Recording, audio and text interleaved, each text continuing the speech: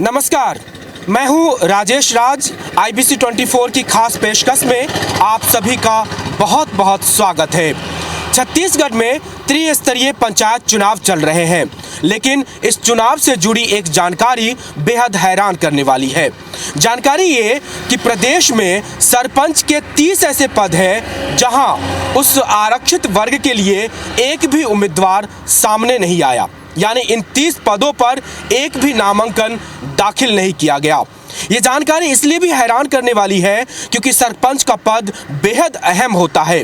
तो आखिर क्या वजह है कि इन पदों पर चुनाव लड़ने के लिए उस गांव में एक भी उम्मीदवार सामने नहीं आ रहा है? क्या उस वर्ग से वहां पे कोई लोग निवास नहीं करते, या फिर कोई साजिश है, कोई षड्यंत्र है, या फिर कोई व्यवस्थागत खामियां हैं? आज हम इसी मुद्दे की पड़ताल करेंगे, चलेंगे जिलों में, जानेंगे ग्राउंड रियलिटी और समझने की कोशिश करेंगे कि आखिर छत्तीसगढ़ में सरपंच पद के लिए कोई उम्मीदवार क्यों नहीं मिल रहा है। तो चलिए शुरू करते हैं आज की पड़ताल।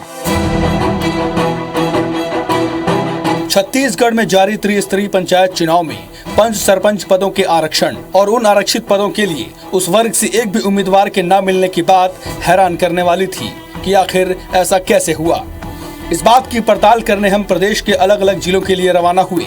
सबसे पहले हमने रुख किया राजधानी रायपुर से सटे जोंदी गाँव की ओर। नया रायपुर से सटे इस गाँव की लगभग पूरी आबादी पिछड़े वर्ग की है, लेकिन उपचुनाव में सरपंच पद अनुसूचित जाति के वर्ग के लिए आरक्षित है, लेकिन इस वर्ग से यहाँ एक भी आवेदन नहीं किया गया। गांव पहुंचते ही हमारी मुलाकात दुकान पर बैठे कई बुजुर्ग से हुई। बातचीत शुरू करते ही सब कहने लगी, इस गांव में आज तक अनुसूचित जाति समाज का एक भी परिवार नहीं रहा। गुरु घासीदास आज से ना, मैं बता रहा हूँ, सन 70 तक एक ना घसिया नाम का रहता था, वो रखवाल लगा था। अच्छा। वो कहाँ पर रहता था? वो किनारे तालाब में रहता था। अच्छा। उसका घोड़ा भी खत्म हो गया और वो भी खत्म हो गया। उसका और रहता था ना, वो भी खत्म हो गया। अच्छा। तो कब खत्म हो गए वो उसी समय खत्म हो गया। अच्छा, ये 10 साल पहले कोई था? 10 साल पहले वाला नहीं बात बता रहा हूँ मैं, सन 70 के बात बता रहा हूँ। 70 के? हाँ। अभी ये गांव में सियान कौन कौन से समाज के लोग रहते ज्यादा? साहू है, आदिवासी है और यादव है और तारक है। अच्छा, लेकिन अनुसूचित जाति के कोई नहीं है? नहीं है। इससे जो हाँ, हरिजन आदिवासी, हरिजन नहीं है। हरिजन नहीं है? हाँ, आदिवासी है। अच्छा। तो ये फिर सरपंच आप लोग को फिर अभी तो 5 साल से ऐसे ही खाली होंगे? ऐसे ही खाली है। गांव की आबादी की संरचना और आरक्षण व्यवस्था में खामी का कुछ अंदाजा हो चुका था, लेकिन इसकी और पड़ताल जरूरी थी। हम गांव के अंदर की ओर बढ़ी, ग्राम पंचायत भवन पहुंची। थोड़ी देर में ही गांव के कई लोग जमा हो गए। इनमें से कुछ लोग पूर्व सरपंच थे, कुछ तत्कालीन उप सरपंच या पंच और कई गांव के बुजुर्ग लोग। रायपुर के अभनपुर के जौंदी गांव में मौजूद हैं हम, और इस गांव में उपचुनाव है। सरपंच का जो पद है वो SC अनुसूचित जाति वर्ग के लिए आरक्षित है, लेकिन उस वर्ग से एक भी कैंडिडेट यहाँ पे उपलब्ध नहीं है, और इसी वजह से ये जो चुनाव है वो इस बार खाली जाएगा, क्योंकि उस पद के लिए एक भी आवेदन नहीं आया है। मैं ये जानना चाह रहा हूँ कि जो SC क्लास के लिए आरक्षण रखा गया, तो वहाँ से एक भी नॉमिनेशन नहीं आया। वो क्यों नहीं आया? लोग नहीं है यहाँ पे? नहीं है, कोई सतनामी समाज इससे वर्ग के व्यक्ति नहीं। जौंदी वाली बात नहीं, इस गांव 7 गांव में सतनामी गांव नहीं है। मतलब सतनामी समाज के लोग नहीं है। सतनामी समाज के व्यक्ति 7 गांव भी नहीं है। तो ये 2011 की जनगणना में उनका नाम कैसे आ गया? वो कैसे आए वही लोग जानेंगे, शासन प्रशासन लोग। अच्छा, लेकिन शासन प्रशासन तो ये कहता है कि जब जनगणना होती है तो लिस्ट बाकायदा ग्राम पंचायत में रखी जाती है और उसमें दावा आपत्ति किया मांगी जाती है। तो अगर इस गांव में एक भी SC क्लास के लोग नहीं थे, परिवार नहीं था, तो फिर उस वक्त दावा आपत्ति नहीं किया गया, क्यों? तो ठीक है ना भाई, मतदाता सूची ला दे, मतदाता सूची में SC आएगा, उसके बाद हम लोग वो उसी खड़ा कर देंगे। व्यक्ति के नाम मतदाता सूची आ जाना चाहिए ना। मतदाता सूची निकालो, मतदाता सूची देखो आप, मतदाता सूची किसके नाम में है? अच्छा, कभी नहीं? हाँ, नहीं है। अच्छा, आप तो युवा हैं, आप तो खैर कम होगा। हाँ, अच्छा, पूर्व सरपंच। हाँ। तो यहाँ कब से SC क्लास का कोई नहीं है? SC क्लास तो यहाँ है कि नहीं है कि नहीं है? अच्छा, आप तो सियान हो थोड़ा सा, आप तो बुजुर्ग भी हो गए, आपको याद है कि कभी कोई रहता हो? है ही नहीं कोई, अभी तक कोई मतलब यहाँ पे सतनामी समाज है ही नहीं है, एक भी नहीं? एक भी नहीं है, रहा ही नहीं है, रहता भी नहीं है। हमारे यहाँ तो सतनामी समाज तो नहीं है, किसी कारणवश या तो कमाने खाने के लिए आया होगा, तो उस समय वो एंट्री हो गया होगा, उसका नाम है ना, मतदाता सूची में नहीं होने के कारण पद रिक्त हो गया है। अच्छा, हाँ। लेकिन जनगणना जिस वक्त हुई थी उस वक्त में वो थे, ऐसा कहना है? हाँ, कमाने खाने के लिए आते थे यहाँ, ईटा भट्ठा चल रहा था, तो और कई प्रकार के यहाँ मजदूर काम करने आते थे, जैसे कि ध्रुव समाज के भी आए थे, आज वो बसेरा हो गया यहाँ का, उसको मतदाता सूची में भी वैसी उस समय के भी शायद त्रुटिवश हो गया होगा। लेकिन हमारी पड़ताल अब भी अधूरी थी। ये सवाल अब भी बाकी था कि कहीं ऐसा तो नहीं कि गांव में एकाध परिवार अनुसूचित जाति का हो और गांव के बहुसंख्यक पिछड़ा वर्ग के लोग इसे छिपा रहे हों। इस सवाल का जवाब जानने के लिए हमने जौदी गांव के ठीक सटे जौदा गांव का रुख किया। गांव से गुजरने वाला मुख्य सड़क मार्ग ही दोनों गांव को अलग करता है। यहाँ हमने अनुसूचित जाति के ही एक पंच से बातचीत की। अभी तक मेरे जानते में मेरे 48 साल उम्र हो गया है। अभी के डेट में अभी तक से 48 साल की उम्र में अभी तक जौंदी में कोई निवासी हमारे कास्ट का नहीं बसा है, और पहले पूर्व में भी नहीं था।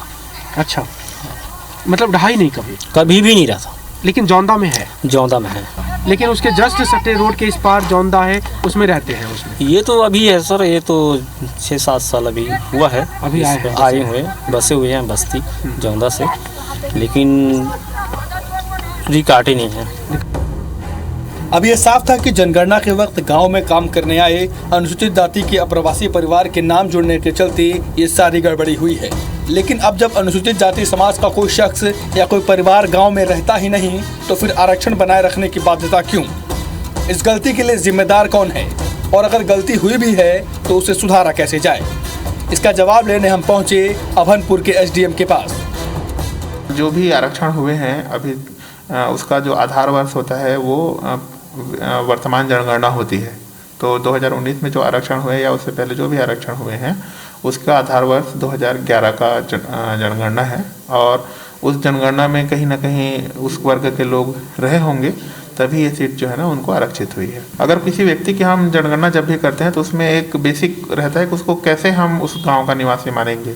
उसका एक प्रमुख जो बिंदु है या जिसका निर्धारण का तरीका कह सकते हैं, वो उस गांव का स्थायी निवासी हो। अगर वो निवासी तभी माना जाता है स्थानीय निवासी यदि वो व्यक्ति वहाँ पर सोता है, रात में रात्रि विश्राम करता है, तो उसको उस गांव का निवासी माना जाता है। तो अब चूंकि ये जनगणना 2011 की है ना, तो इस समय कुछ लोग ऐसे रहे होंगे जो लगातार गांव में निवास करते रहे होंगे। इस संभावना से मैं तो इनकार नहीं कर सकता मैं कि बाद में चले गए हों, क्योंकि अभी जो वर्तमान में जो स्थितियाँ हैं वो तो यही इंगित करती हैं कि अभी उस वर्ग का कोई भी व्यक्ति उस गाँव में नहीं है। जौदी गांव की पड़ताल ने ये साफ कर दिया था कि आरक्षण लागू करने के लिए अपनाई गई प्रक्रिया में कुछ खामी है, जिसके लिए बहुत हद तक प्रशासन और दूसरी व्यवस्था जिम्मेदार है। चूंकि जनगणना लिस्ट को पारित कराने का प्रावधान आम सभा को है, इसलिए जिम्मेदार अधिकारी ग्राम पंचायत या यूं कहें तो आम लोगों पर थोप देते हैं। यहाँ से हम एक दूसरी स्टडी के लिए आरंग रवाना हुए।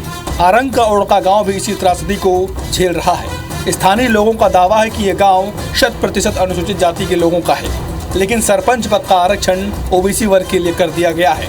नतीजा, ऐसा कोई आवेदन नहीं। हालांकि हमें यहाँ राजनीति का एक अजब पेंच भी देखने को मिला। गांव के एक युवक ने OBC वर्ग की लड़की से प्रेम विवाह किया था। सरपंच पद के निर्विरोध जीत की संभावना को देखते हुए अपनी पत्नी का नामांकन दाखिल कर दिया, लेकिन ऐन वक्त पर आपत्ति हुई और महिला अपना जाति प्रमाण पत्र पेश नहीं कर सकी। ये मुद्दा भी गांव के बीच तनाव का कारण बना हुआ है। ग्राम पंचायत चुनाव में आरक्षण और उस वर्ग की मौजूदगी की पेचीदगियों पर पड़ताल करते हम पहुंचे हैं फिलहाल आरंग के ओड़का गांव में। सामने देखिए नवीन ग्राम पंचायत भवन ओड़का आपको दिखेगा, और इस गांव की भी वही त्रासदी है। इस गांव को फिलहाल OBC वर्ग के सरपंच पद के लिए आरक्षित किया गया, लेकिन यहाँ कोई आबादी OBC वर्ग की नहीं है। एक जो आवेदन भरा भी गया OBC प्रत्याशी के तौर पे, उसका आवेदन खारिज हो गया है। यानी इस गांव के सरपंच पद के लिए जो उपचुनाव हो रहे हैं, फिलहाल उस पर कोई प्रत्याशी नहीं लड़ रहा है, कोई प्रत्याशी खड़ा नहीं है। गांव के तमाम लोग हैं, बातचीत करेंगे कि ये हालात क्यों पैदा हुए और गांव की असल कहानी क्या है। तो सबसे पहले तो आपसे ही कि गांव ओबीसी वर्ग के लिए आरक्षित सरपंच के लिए, तो क्या एक भी आदमी इस गांव में ओबीसी वर्ग का नहीं है, और नहीं है तो फिर ये आरक्षित कैसे हो गया?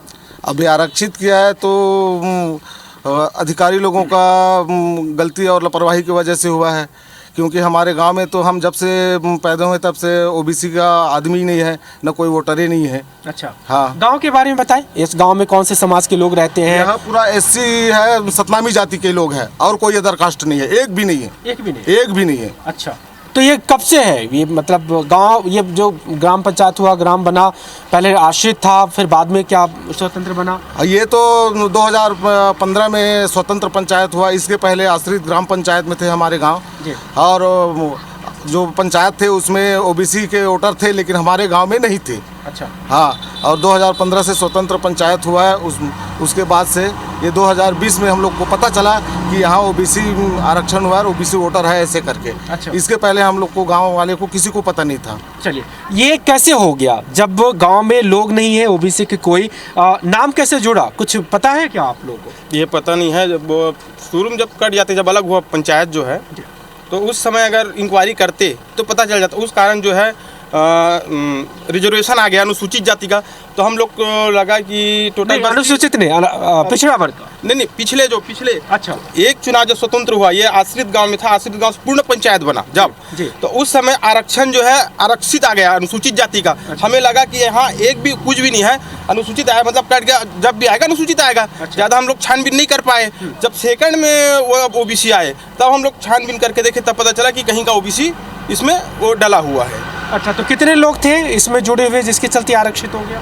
2-3 लोगों का है ऐसा सुना हूँ, मैं वोटर लिस्ट नहीं देखा हूँ। 2-3 लोग का? जी, बस उसी के चलते जोड़ दिया। फिलहाल अभी कोई पंच सरपंच में कोई है क्या, जो अभी जो आप लोग चला रहे होंगे, या कोई प्रतिनिधि वगैरह? अभी कोई नहीं है। चलिए, तो मैं इधर से चलिए ना पूछता हूँ, आपसे पूछना चाहूँगा। काफ़ी रहता है गांव, तो खैर पंचायत से ही चलता है। कितना मुश्किल होता है जब सरपंच नहीं हो, फिर कोई दूसरा है जो सरपंच के ऊपर काम करे? मुश्किल तो होगा ही सर, जो मुखिया नहीं रहेगा तो कैसे चलेगा फिर गांव। मुश्किल, बहुत ज़्यादा तकलीफ होती है, सभी प्रकार के कार्य, पंचायती कार्य में तकलीफ होती है। अब बात ऐसा है कि कोई जो चला रहा है वो सही आदमी रहे तो ठीक ठाक चलता है, और फिर गलत आदमी के हाथों में सत्ता चला गया मुखिया के बगैर, तो फिर अच्छा, आप लोगों ने मतलब इस सुधार के लिए कहीं आवाज़ उठाई होगी, कुछ आवेदन वगैरह किया होगा? आवाज़ उठाए थे, आवेदन वगैरह लगाए थे, आरक्षण सुधारने के लिए हाई कोर्ट तक भी अपील किया गया था, लेकिन अभी तक उसका कोई प्रोसीजर पता ही नहीं चला। अच्छा, हाई कोर्ट तक चले गए आप लोग? हाई कोर्ट तक चले गए। अच्छा, तो कैसे गए वो, कुछ बताएंगे?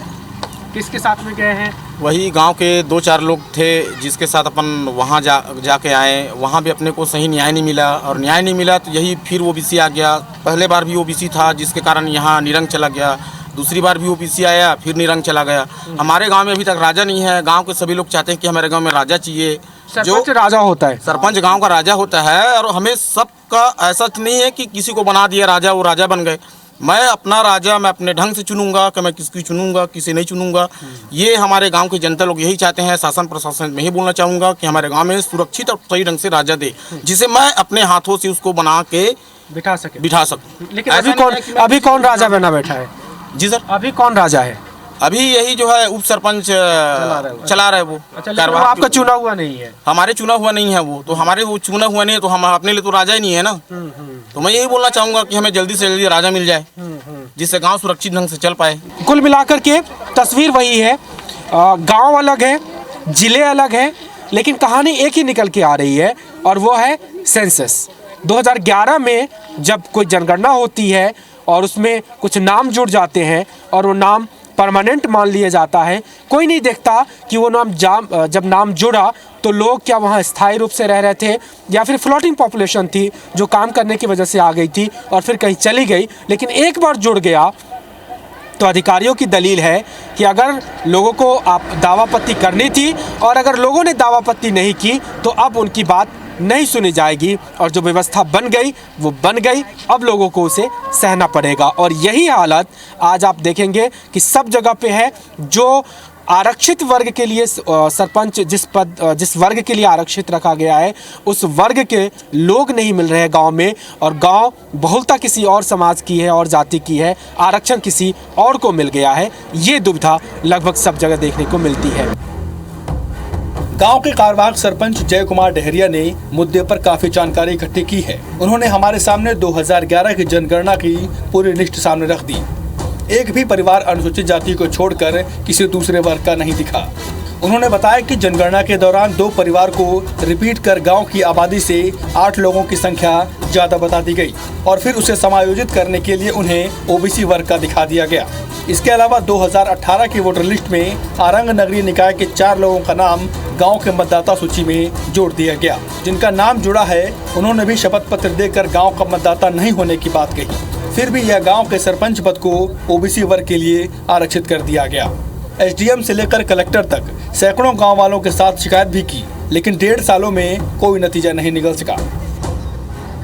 जय कुमार डहरिया जी हमारे साथ हैं और इन्होंने काफ़ी रिसर्च की है कि क्यों इनका गांव 100% सतनामी समाज की आबादी वाला गांव ओबीसी के रिजर्वेशन कैटेगरी में चला गया। और इन्होंने 2011 की वो जनगणना की पूरी लिस्ट निकाली, उसका अध्ययन किया और अध्ययन करने के बाद जो निष्कर्ष सामने आया वो ये बताता है कि कैसे एक पूरा सिस्टम गलती कर बैठता है और उस गलती को छुपाने के लिए फिर दूसरी गलती, तीसरी गलती, चौथी गलती और अंतहीन गलतियों का पूरा बोझ एक आम आदमी पे आ जाता है। उसको ये समझाएंगे। तो जय कुमार जी, काफ़ी मेहनत लगी होगी इसके निकालने में। ये तो बहुत मेहनत लगा है सर। उसमें 2011 का जनगणना का सूची जो मैं पूरा उसमें अध्ययन किया हूँ कि रोस्टर ऐसा कैसे हुआ है, आरक्षण हमारे यहाँ ओबीसी कैसे निकला है। 100% एसटी गांव है, अनुसूचित जाति बाहुल्य गांव है, यहाँ कोई दूसरा वर्ग के लोग निवास नहीं करते हैं। तो ये सोचा कि जो ओबीसी आया आरक्षण तो चिंता का विषय बन गया कि भाई ये यहाँ है नहीं उस वर्ग का, तो आरक्षण कैसे निकाला गया। तो हम लोग सोचे, जाके एसडीएम साहब से मेरा मुलाकात किए। 29 को आरक्षण हुआ, जस्ट आरक्षण के जस्ट शाम को हम लोग एसडीएम साहब के पास गए, उसके कैबिन में बैठे, चर्चा किए। सर हमारे साथ तो अन्याय हो रहा है, यहाँ ओबीसी वर्ग का निवास सर कोई परिवार ही नहीं है और यहाँ ओबीसी का आप आरक्षण निकाले हैं, तो इसको हम स्वीकार नहीं करते हैं। हम लोग आगे कलेक्टर तक उसको लेटर देंगे। फिर हम लोग जस्ट दूसरा दिन 30 तारीख को जस्ट 29 के 30 के बाद फिर हम लोग कलेक्टर के सामने समक्ष वो आवेदन में पेश किया। 2, 4, 5 लोग, हम 10 लोग अपना गए थे साथ में और गांव वालों से सबके सहयोग लेके सबका सिग्नेचर करवाए, दस्तखत कराए कि हमारे गांव में कोई ओबीसी परिवाररत निवासरत नहीं है। तो सब जनता अपना दस्तखत किए हैं, सब अपना विचार रखे हमारे समक्ष और उसी जो विचार है उसको ले जाकर हम कलेक्टर साहब के समक्ष दिए थे। वो बोले समुचित उसमें कार्रवाई करेंगे, आश्वासन दिए। फिर भी हम लोगों का मन नहीं भरा, तो आगे हम लोग सोचे थे कहीं जाके अगर कहीं कोर्ट का सहारा ले ले ताकि हमारा रिजर्वेशन, हमारा अनुसूचित जाति का जो बाहुल्य गांव है उसको कुछ न्याय मिल सके। पर आरक्षण का जो रोस्टर है उसको तो कोई हटा नहीं पाया, ना उसमें कोई संबंधित कुछ बदलाव हुआ नहीं बेसिकली। उसमें कुछ बदलाव नहीं हुआ है। अच्छा, मतलब कलेक्टर साहब ने शिकायत कर ली, उन्होंने कहा कि जांच कराएंगे, बट हुआ कुछ नहीं। बस हुआ कुछ नहीं है। ठीक है। जैसा आरक्षण आया है। हाई कोर्ट भी गए थे, पता चला? वो हाई कोर्ट गए थे तो सब वो ऐसी बात ही में काम वकील साहब को संदेश दिए थे कि आप इसमें हमको ऐसा करना है, ऐसा करके। लेकिन अभी वहाँ से कोई रिजल्ट नहीं आया। हाँ, उसका कोई उसको वो नहीं आया है। नगर पालिका का मतदाता सूची अलग बन रहा है, ग्राम पंचायत का मतदाता सूची अलग बन रहा है, वो जनपद में बन रहा है।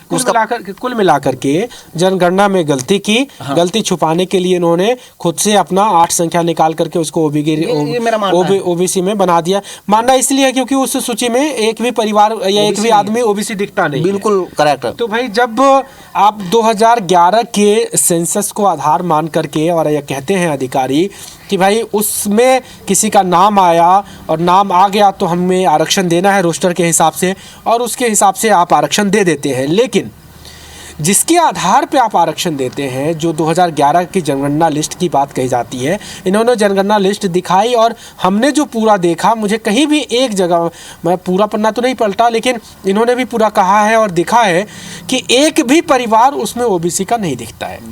और उसके बाद भी अगर गांव ओबीसी रोस्टर में आरक्षण पा जाए तो एक बहुत बड़ा सवाल उठता है, और बड़ा सवाल इसलिए भी कि क्या ये मजाक नहीं हो जाता है। लेकिन जब इस खामी को आप अधिकारी के सामने रखेंगे, सिस्टम के सामने रखेंगे, तो फिर से तर्क वही होता है कि 2011 में नाम आ गया था, अगर आ गया था तो दावापत्ती करनी चाहिए थी लोगों को, और नहीं किया, इसलिए वो ठीक है। यानी जो गलती कर ली गई वो अब गलती ठीक है और इस गलती को भुगतना पड़ेगा। ये लड़ाई लड़ रहे हैं गांव के लोग, हर जगह पे अपने अपने स्तर पे लड़ाई लड़ रहे हैं, लेकिन इस लड़ाई का नतीजा क्या होगा ये किसी को नहीं पता। छत्तीसगढ़ के 28 जिलों में त्रिस्तरीय पंचायत चुनाव हो रहे हैं। इसमें पंच के 1803, सरपंच के 229, जनपद पंचायत सदस्य के 30 और जिला पंचायत सदस्य के 3 पदों पर चुनाव होने वाले हैं। लेकिन पंच के 204 और सरपंच के 29 पदों पर किसी भी उम्मीदवार ने चुनाव लड़ने के लिए नामांकन दाखिल नहीं किया, जबकि पंच के 10 और सरपंच के 1 पद पर जितने लोगों ने आवेदन किए वो सारे आवेदन खारिज हो गए। इस तरह 214 पंच और 30 सरपंच के इस बार भी पद खाली रह जाएंगे। जिलेवार बात करें तो बीजापुर के 2, कांकेर के 2, नारायणपुर के 2, बिलासपुर के 2, रायगढ़ के 2 और सूरजपुर जिले के सरपंच पदों पर चुनाव के लिए किसी का भी आवेदन नहीं आया। उसी तरह रायपुर, मुंगेली, बलौदाबाजार, धमतरी और महासमुंद जिले में सरपंच के 1 पद पर कोई आवेदन नहीं आया। दुर्ग जिले के 3, बेमेतरा जिले के 4, सबसे ज्यादा कबीरधाम जिले के सरपंच के 5 पदों पर एक भी आवेदन नहीं आए। अपनी पड़ताल के सिलसिले में हमने रुख किया बेमेतरा जिले की ओर। नमस्कार। और आरक्षण और सरपंच के इशू को पड़ताल करते हुए हम पहुंचे हैं अभी बेमेतरा शहर में, और बेमेतरा ज़िले में एक कोदवा गांव है, वहां पे भी ऐसी ही स्थिति बनी है। एससी वर्ग के लिए आरक्षित किया गया, लेकिन एससी वर्ग से सरपंच पद के लिए एक भी उम्मीदवार ने नामांकन दाखिल नहीं किया। क्यों नहीं किया, क्या वजह है, क्या मजबूरी है, क्या समीकरण है, इन्हीं सब बातों को देखेंगे, पड़ताल करेंगे। तो चलिए चलते हैं आपको कोदवा लिए।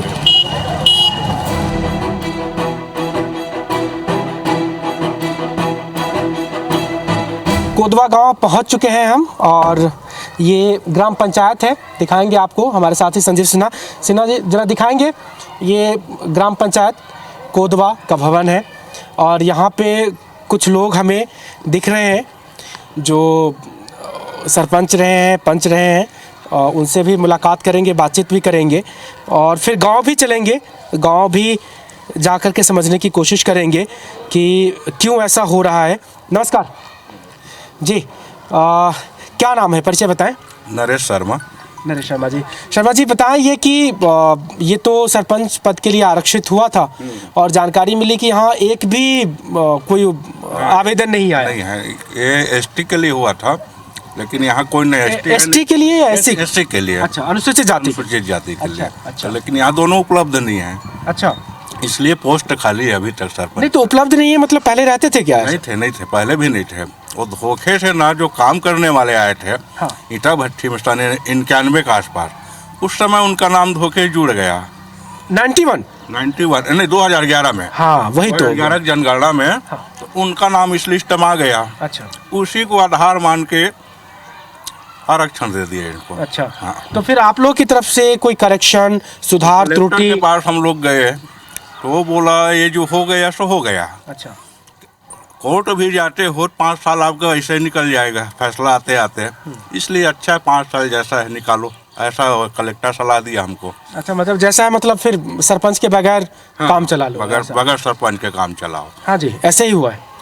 हम लोग TS बाबा के पास भी गए थे। अच्छा, तो पंचायत मंत्री ने कोई आश्वासन नहीं दिया, किया कहा कि वो जो होना है वो तुरंत करना चाहिए था, कोर्ट में लगाना चाहिए था। ये टोटल सचिव का लापरवाही है। तो 2011 का जनगणना उसमें दर्शाता है कि अगर यहाँ होता वो जाति का, तो उसमें 3 महिला, 2 महिला और 2 पुरुष बताया गया, 4 बताया गया टोटल। तो 4 है तो उसमें नाम कहाँ है? अगर होता तो नाम बताइए। ये टोटल सचिव का लापरवाही बताया। कोदवा गांव में ही मौजूद हैं हम अभी और इसी बात की पड़ताल कर रहे हैं कि आखिर क्यों ऐसा हुआ कि जब पूरी तरह से पिछड़े वर्ग का एक गांव है तो फिर अनुसूचित जाति के सदस्य कैसे जुड़े उसमें, और जब जुड़ गए आरक्षण हो गया तो फिर अब लोग कैसे परेशान हैं, सरपंच पद पे चुनाव नहीं हो रहे हैं। इन्हीं तमाम चीज़ों की जानकारी के लिए हम लगातार बातचीत कर रहे हैं। हमारे साथ गांव के एक और प्रमुख व्यक्ति हैं, इनसे बातचीत करेंगे। परिचय बताएं भैया आप अपना। मेरा नाम नूनकन वर्मा है जी। मैं ग्राम पंचायत कोदवा का निवासी हूँ जी।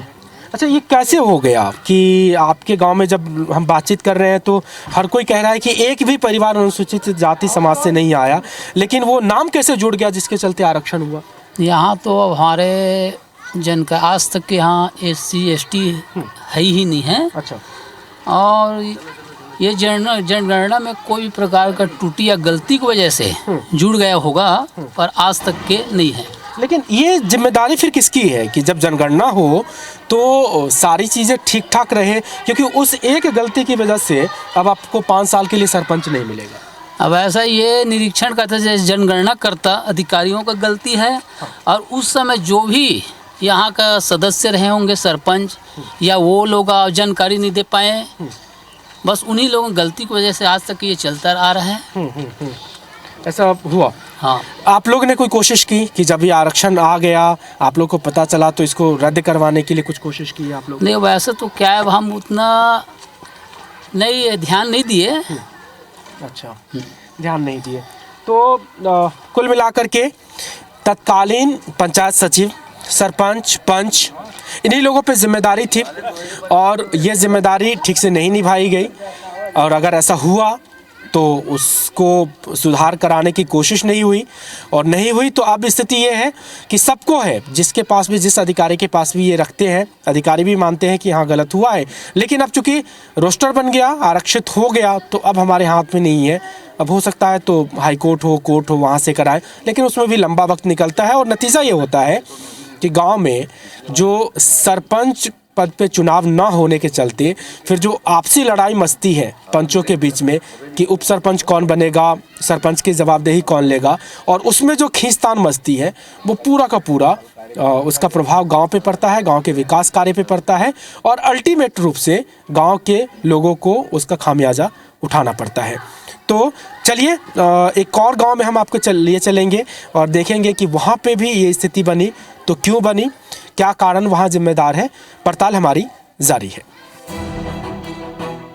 अपनी पड़ताल को बढ़ाते हुए अब हम प्रदेश के सबसे उत्तरवर्ती जिले कबीरधाम की ओर बढ़े, क्योंकि इस साल जिन जिलों में आरक्षण के बावजूद सरपंच पद के लिए एक भी उम्मीदवार नहीं मिले हैं, उनमें कबीरधाम जिला सबसे ऊपर है। यहाँ 5 ग्राम पंचायतों में आरक्षण के बावजूद एक भी उम्मीदवार नहीं मिले। सरपंच पद पे उम्मीदवार नहीं मिल रहे हैं, क्यों, इसकी पड़ताल करते हुए अब हम आप पहुंचे हैं कवर्धा जिले में। कवर्धा जिले के जस्ट बाहर हैं, थोड़ी ही देर में हम शहर में प्रवेश करेंगे और प्रवेश करते ही हमें दिख रहा है सामने एक बड़ा सा होर्डिंग जो हमारे विषय से मिलता जुलता है।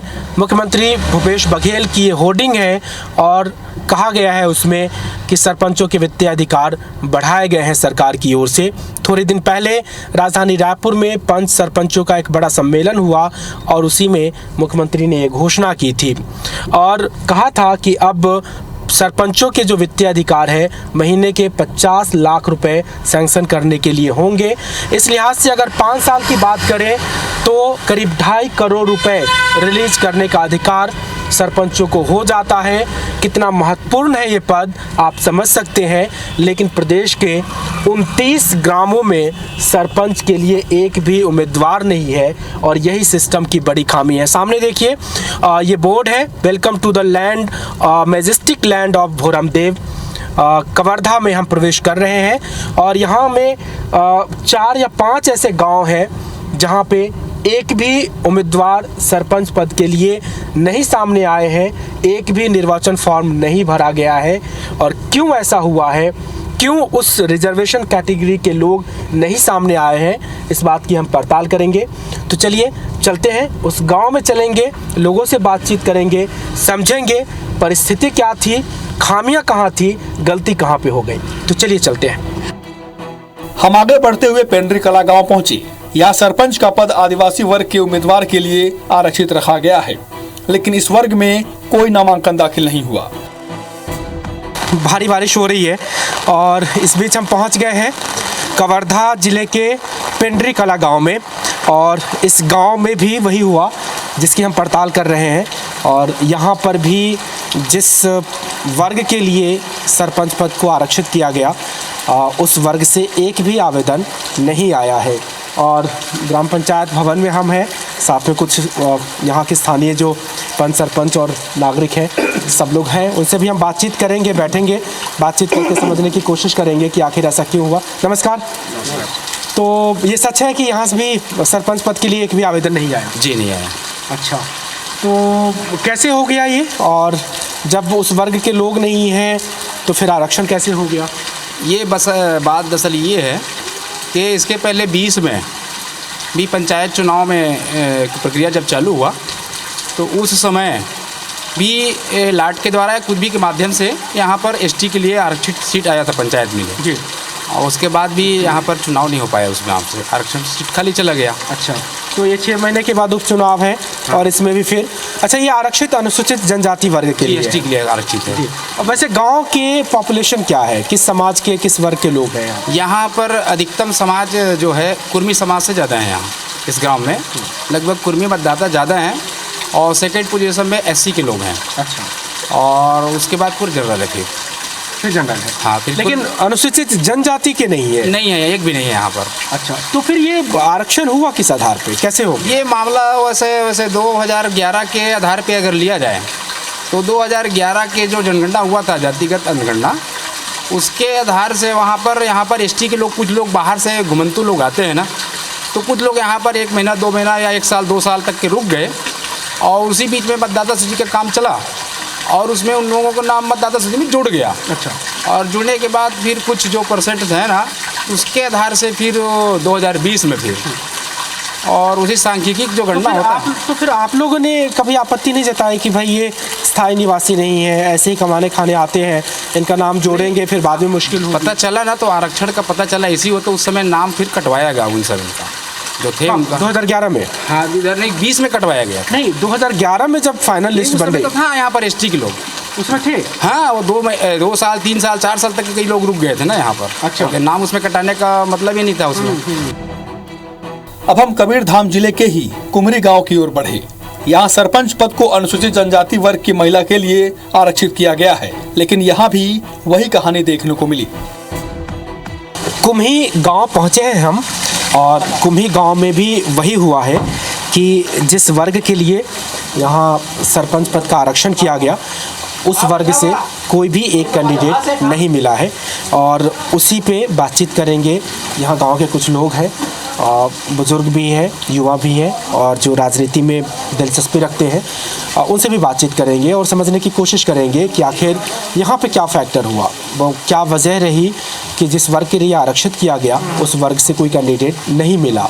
क्या इस गांव की भी वही कहानी है जो हमने दूसरे गांव में देखा कि जनगणना में उस व्यक्ति का नाम दर्ज हो गया लेकिन उस वर्ग का कोई परिवार रहा ही नहीं, और फिर बाद में वो परिवार कहीं और चला गया, और फिर ये जो दिक्कतें आ रही हैं सब जगह जो समझने को मिल रहा है कि जनगणना के वक्त में गड़बड़ी हुई और उसका नतीजा गांव वाले मिल रहा है। चलिए, यहाँ पे कुछ तैयारी है और सब लोग बैठेंगे, सब लोग जुट भी गए हैं, देखिए आप तस्वीर में देखेंगे। तो कुम्ही गांव को पहली बार अनुसूचित जनजाति समुदाय के लिए सरपंच पद के लिए आरक्षित किया गया। इसके पहले अनुसूचित जाति, सामान्य और ओबीसी वर्ग के लिए आरक्षित रहा है गांव, लेकिन ये पहली बार हुआ है कि यहाँ पे एसटी क्लास के लिए आरक्षण हुआ है और एसटी क्लास से कोई लोग आवेदन दिए नहीं है। तो तमाम गांव के लोग मौजूद हैं यहाँ पे, उनसे बातचीत करेंगे। कैसे हुआ? लोग नहीं हैं कि है उन्होंने आवेदन नहीं दिया? नहीं दिया, लोग नहीं हैं। अच्छा, एसटी क्लास के लोग नहीं हैं यहाँ पे? और क्या बोलूं, एक भी नहीं है? शुरू से कभी रहे हैं? नहीं, कभी नहीं रहे। अच्छा, कैसे जी? वो बाहर से आया था पढ़ाने यहाँ, और उसके नाम से, चावल के नाम से उसको कार्ड बना दिया। अच्छा, कितने लोग आए थे पढ़ाने? वही बार तो आया था। 2 लोग? पति पत्नी एक जन पहले आया था, शादी हुआ तो भी यही तरफ ले आया पढ़ाने के लिए। अच्छा अच्छा। तो उन लोगों ने अप्लाई नहीं किया, मतलब उनका तो नौकरी में है, चुनाव नहीं लड़ेंगे क्योंकि उन चुनाव मैदान में नहीं उतरा। अच्छा। तो नहीं, तो 2011 की जो जनगणना रही तो उसमें सिर्फ यही इन दोनों लोगों का नाम है कि और भी किसी का नाम था? नहीं है, यहाँ है ही नहीं है सर। अच्छा हाँ, जोड़े नहीं। जनपद सदस्य भी हैं और उनसे पूछते हैं कि क्या हुआ, कैसे हुआ, आप लोग को जानकारी कब लगी, और जब जानकारी लगी तो गलती को सुधरवाने की कोई कोशिश हुई?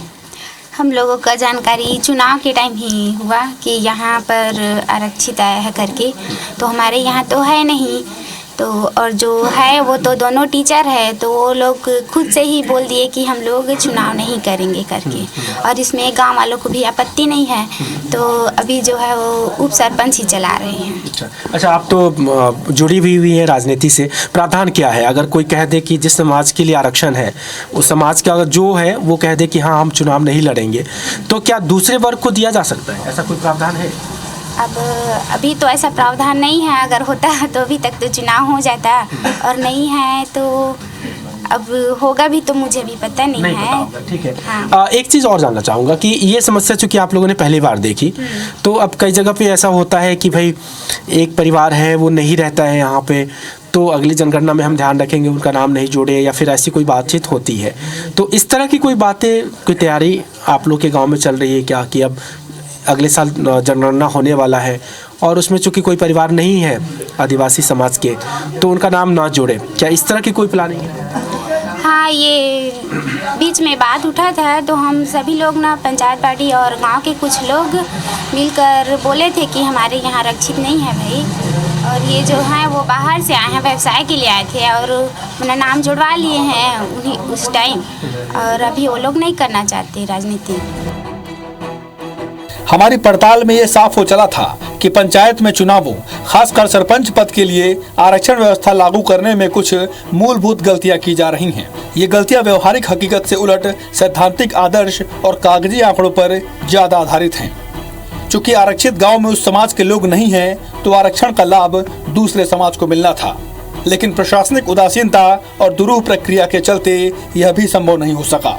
इस सवाल का जवाब लेने हम कबीरधाम जिले के कलेक्टर रमेश शर्मा के पास पहुंचे। प्रशासन जो है ऑलरेडी जो नियम बने हुए हैं उस नियमों के अध्ययन रहते हुए आयोग के निर्देशन पे चुनाव संपन्न करवाती है। जो राज्य शासन से जो नियम आरक्षण के आए थे, तो हर बार जो जनरल चुनाव होता है उसके पहले सभी ग्राम पंचायतों के लिए एक रिजर्वेशन होता है, उस रिजर्वेशन के अनुसार ही चुनाव होते हैं, और जहाँ जहाँ पे कोई नाम निर्देशन पत्र नहीं आता वहाँ पे जब भी हर 6 महीने में जो चुनाव की प्रक्रिया निर्धारित की गई है उसके अनुसार चुनाव होता है। रही बात कहीं पे यदि सपोज जिस वर्ग के लिए कोई ग्राम पंचायत या कोई पद, ग्राम पंचायत में सरपंच या पंच का पद जिस वर्ग के लिए आरक्षित है, उस वर्ग का कोई भी वोटर उस ग्राम पंचायत के परिधि में या उस वार्ड के परिधि में वहाँ पे नहीं रह रहे, तो ग्राम सभा में यदि मेजॉरिटी से एक बहुमत पारित होता है और इस आशय की सूचना आती है कि उस ग्राम पंचायत में ऐसा उस वर्ग का कोई भी सदस्य नहीं रहता और वहाँ पर उस वर्ग का कोई भी मतदाता नहीं है, ऐसी स्थिति में उसका प्रस्ताव राज्य शासन को भेजी जाती है और राज्य शासन से अनुमति आने के बाद उस ग्राम पंचायतों के लिए नए सिरे से रिजर्वेशन की जा सकती है। हमने इस मुद्दे पर राज्य निर्वाचन आयोग से भी उनकी राय जाननी चाहिए, लेकिन समस्या के असल समाधान के बजाय यहाँ भी नियम प्रक्रिया में बंधे होने की मजबूरी ज़्यादा गिनाई गई। हर चुनाव में ऐसा होता है कि कुछ जगह नामांकन नहीं आते हैं, उसके विभिन्न कारण होते हैं। कुछ जगह आरक्षण की बात होती है, कुछ जगह गाँव वाले कुछ तय कर लेते हैं, और इसमें तो बहुत अच्छी बात सामने आई है कि लोग निर्विरोध काफ़ी लोग चुन के आए हैं, तो गाँव वालों ने तय किया होगा। निर्विरोध आ पाना बड़ी बात है, और जैसा कि मैंने आपसे जिक्र किया था, सबसे स्थिति जो सरपंच के पद है वो कांकेर ज़िले में कोलीबेड़ा ब्लॉक में बहुत खाली रहते थे। आज केवल ऐसी स्थिति है कि वहाँ केवल 2 सरपंचों के लिए नामांकन नहीं आए, 5 में निर्विरोध है, 18 में चुनाव हो रहे हैं। तो स्थिति बदलती रहती है, और कुल मिला के जो आंकड़े हैं, जो कार्रवाई है, नामांकन की। मैं बोल सकता हूँ कि ये लोकतंत्र के लिए एक अच्छी पहल है, अच्छी दिशा में जा रहा है। आखिर में हम राज्य सरकार के पास पहुंचे, वरिष्ठ मंत्री रविंद्र चौबे से सवाल किया और जवाब आया कि समस्या वाकई है और इसके समाधान की कोशिश भी होनी चाहिए।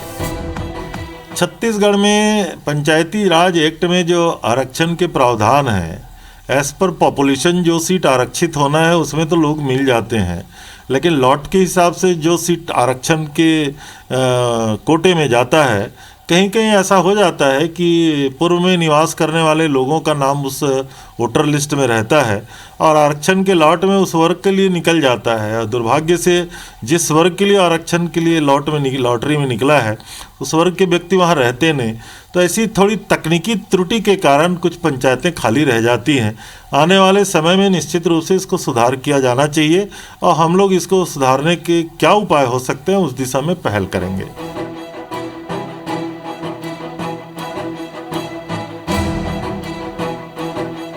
समाज के कमजोर और पिछड़े तबकों के सशक्तिकरण के लिए आरक्षण की व्यवस्था लागू की जाती है, इसमें कोई बुराई भी नहीं है। लेकिन आरक्षण की व्यवस्था लागू करते वक्त कुछ व्यवहारिक बातों का ध्यान रखना भी ज़रूरी हो जाता है, नहीं तो परिणाम ऐसे ही आते हैं कि जिस वर्ग के लिए आरक्षण की व्यवस्था की जाती है वो वर्ग तो मौजूद नहीं होता, उल्टे दूसरे वंचित वर्ग के हितों का हनन हो जाता है। उम्मीद है आज का ये विषय आपको पसंद आया हो। फिर कभी किसी दूसरे मुद्दे पर आपसे रूबरू होंगे। तब तक के लिए हमें दीजिए इजाज़त और आप देखते रहिए IBC 24। नमस्कार।